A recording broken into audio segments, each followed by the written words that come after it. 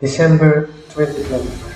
In Aceh, Tamiang, Indonesia, the same tragedy slowly unfolds. Massive flood struck, leaving all 13,000 residents affected. This is one of Indonesia's deadliest disasters since the 1820 Sulawesi earthquake. But as the water receded, an undeniable and angering sight appeared. Thousands of timber logs washed up, pushed into villages by the flood. This is not just a natural calamity.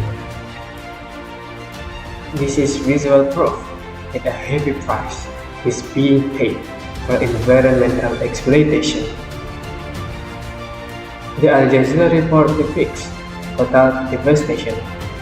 The governor of Aceh, Zakir Manaf, stated that entire villages in Aceh Tamiang now exist only by name, having been completely wiped out.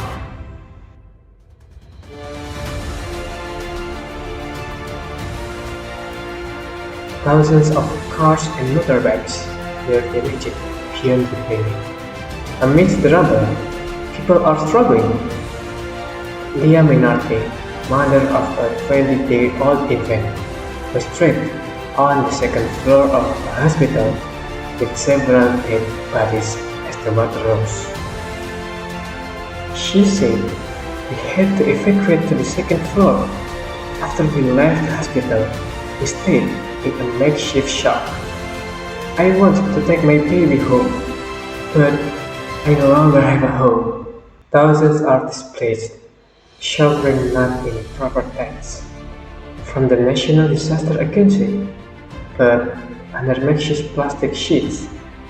At the shelters, the lack of toilets raises serious health concerns, with NGOs noting the spread of illness, especially among children. Families like Suryanis sheltering on a bridge, having nothing left but cardboard on sleep to own.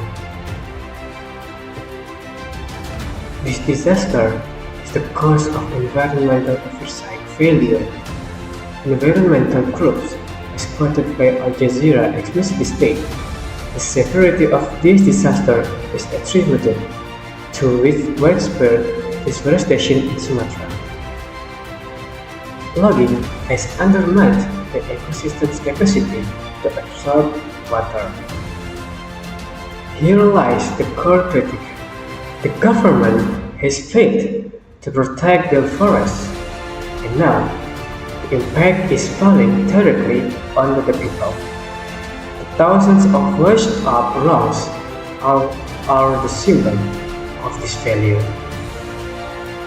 They are not just proof of flooding, but also destructive debris that worsen the damage, slamming into homes and infrastructure.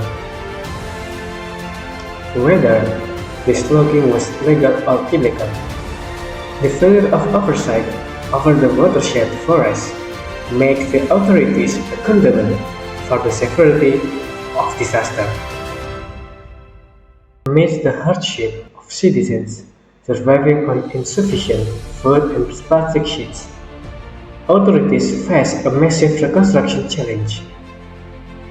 The head of Indonesia's Disaster Mitigation Agency estimates that reconstruction and recovery across the three provinces will require $3.11 billion, with Aceh needing the most funds, trillions of rupiah for post-disaster reconstruction.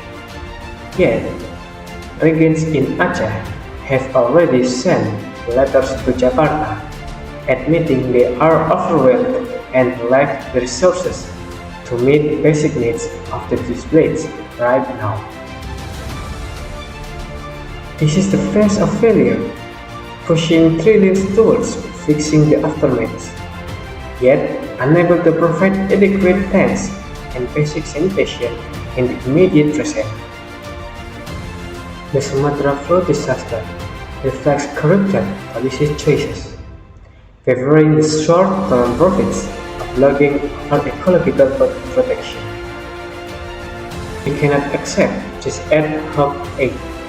We demand Haiti government not only focuses on reconstruction, but on a total audit of the deforestation practices. The rendered these communities vulnerable, as alleged by environmental groups. With accountability for the thousands of timber logs that stand as silent witness to failure of oversight.